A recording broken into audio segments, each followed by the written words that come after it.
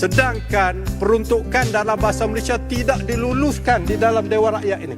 Mutu penggunaan bahasa Melayu di tanah Melayu nampaknya belum mampu diangkat ketimbang berbanding dengan kemunculan dan juga peningkatan mutu penguasaan bahasa Indonesia.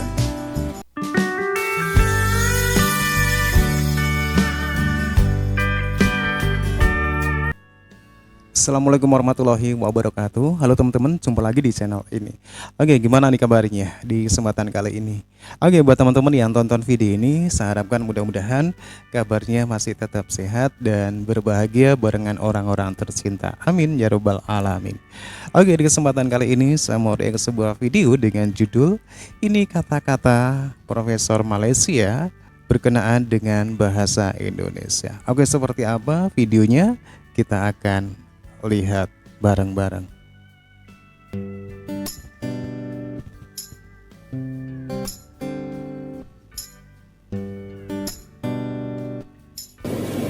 Pelajar di Korea tu dia kecewa dengan situasi di Malaysia. Graduan yang lulus daripada Jabatan Bahasa Melayu di Korea, apabila dia mohon kerja ke Malaysia, di Malaysia pun menggunakan bahasa Inggeris. Dia dah menguasai bahasa Melayu bagai-bagai, tapi bila pergi ke sini dia temu bual dalam bahasa Inggeris. Jadi bila saya buat satu kajian, 99% daripada pelajar tu semua nak ke Indonesia. Wow. Sebab di Indonesia lah bahasa Melayu, bahasa Indonesia dia akan bertambah baik, peluang pekerjaan di Indonesia. Sebab di Indonesia memang mencari pelajar Korea yang fasih berbahasa Indonesia untuk bekerja di Indonesia. Sedangkan kita mencari pelajar Korea yang fasih berbahasa Inggeris untuk bekerja di sini. Jadi sebab itulah akhirnya tak ada pelajar tak berminat belajar bahasa Melayu di negara Korea itu. Sebab kata dia tidak ada masa depan. Lebih baik belajar bahasa Indonesia. Dan kita dapat lihat para pemimpin kita berucap dalam bahasa Inggeris, sedangkan Presiden Indonesia berucap dalam bahasa Indonesia. Professional training and education for growing entrepreneurs protege. Numbers of hours is insufficient if you take into account those 17, 18 or 19 years of learning process. Something is not quite right there. Maybe as we said just now, the quality of our teachers, or I'm not too sure the interest of the student, or because of overwhelming learning in Bahasa Melayu. I'm not too sure. I don't think we should blame Bahasa Melayu as a factor that has affected the standard of English in this country. Merupakan kehormatan bagi saya dan delegasi kunjung Malaysia membalas kunjungan Pak Ibrahim ke Indonesia pada bulan Januari yang Bagaimana kalau pindaan dalam Dewan Rakyat hanya memasukkan bahasa Inggeris saja? Wow. Tidak ada bahasa Malaysia. Kalau selepas ianya diluluskan, ianya nak dimasukkan di dalam kanun kesaksian bahasa Malaysia. Sedangkan peruntukan dalam bahasa Malaysia tidak diluluskan di dalam Dewan Rakyat ini. Bagaimana? Ini adalah satu perkara yang not in order, dengan izin Tuan Yang Ketua. Tidak teratur. Itu pandangan kami daripada pihak pembangkang ini.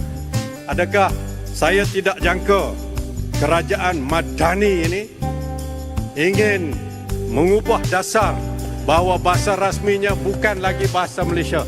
Tuan. Saya tidak jangka begitu. Menyesalkan kerana mutu penggunaan bahasa Melayu di tanah Melayu nampaknya belum mampu diangkat ketimbang berbanding dengan kemunculan dan juga peningkatan mutu penguasaan bahasa Indonesia.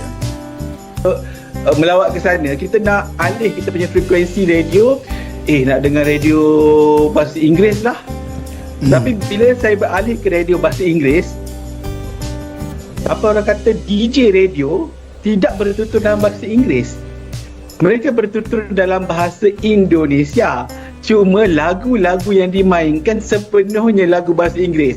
Jadi saya macam terkejut, macam, oh, macam ni dekat sini. Maknanya yes, this is an English station. Cakap bahasa Inggeris pula. Ini adalah stesen berbahasa Inggeris, tetapi apa yang menginggriskan mereka adalah lagu mereka sahaja. Okey, bagi saya kita berbalik semula kepada dasar kan, okey. Saya sentiasa iri hati dengan cemburu dengan bagaimana Indonesia mengagungkan bahasa ibunda mereka, ya. Contohnya kan kalau kita lihat kan bagaimana mereka yang bukan berbangsa Melayu sekalipun mereka berbahasa Melayu dengan sangat baik. Dan sedangkan mereka dengan adik-beradik keluarga sendiri pun walaupun bangsa bukan Melayu, mereka juga bertutur dalam bahasa Melayu.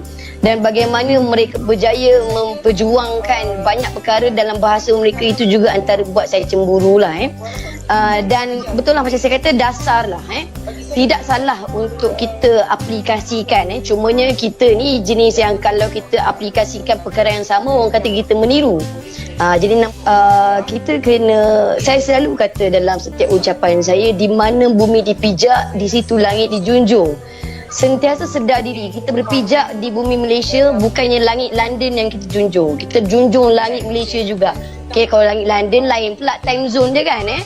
Jadi maksudnya kita kena sedar, atas bawah kita dekat bumi Malaysia, agung junjunglah bahasa kita, budaya kita, budaya-budaya baik kita, tanpa kita mengetepikan budaya-budaya lain yang orang kata apa kita raikan. Tapi jangan pernah lupa asal usul kita. Sebab so macam mana Kim boleh memulakan untuk belajar fasih?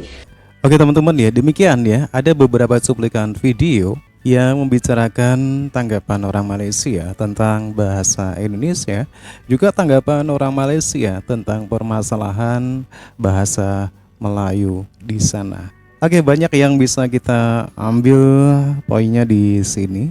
Bagaimana kata Anwar Ibrahim tadi ya, kualitas dari bahasa Melayu dan bahasa Indonesia itu sangatlah berbeda. Dan bagaimana perbedaan dari cara masyarakat Malaysia dan juga Indonesia menyikapi bahasa nasionalnya itu sangat berbeda sekali.